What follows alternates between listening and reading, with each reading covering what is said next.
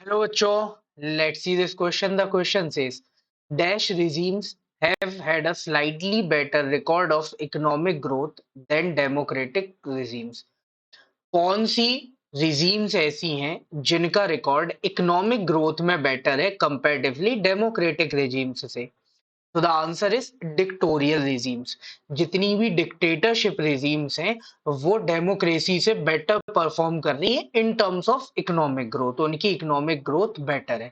यहाँ पे कुछ डेटा दिया हुआ है, उसके बेसिस पर हम देखेंगे।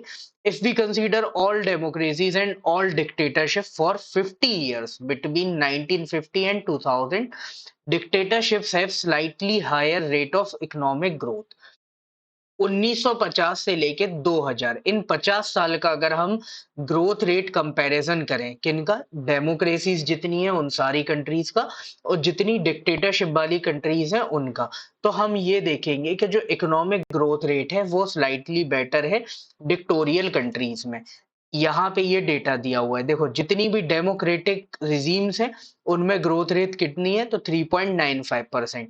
और जितनी भी डिक्टोरियल रिजीम्स हैं उनमें ग्रोथ रेट कितनी है, 4.42%। तो यहाँ पे हमने देखा कि ये 4.42% है जबकि ये 3.95% है। तो ज्यादा कौन सी है, ये वाली, और ये कहाँ पर है, डिक्टोरियल रिजीम्स में। ठीक है, ऐसे ही अगर हम बात करें पुअर कंट्रीज की, तो जो पुअर कंट्रीज जहां पर डिक्टेटरशिप है वहां पे 4.34, ठीक है, 4.34 ये इकोनॉमिक ग्रोथ है।